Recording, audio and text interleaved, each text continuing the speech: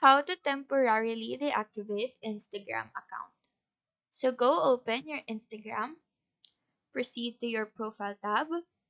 In this page, click on the three lines on the top right corner, choose settings. Now proceed to account. And on the bottom part of this page, you should see delete account. Click on that, proceed to deactivate account. You will then be directed to this link. Now choose your reason for deactivating. Click on temporary, I'll be back.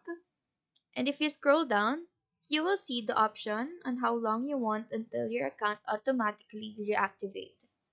After choosing this, type in your password and click on temporarily deactivate account. After this, your Instagram account will now be temporarily deactivated. So that is all for this tutorial. Do let us know if this video helped you out. And if you have any questions, feel free to drop them down below. Thank you for watching and have a nice day.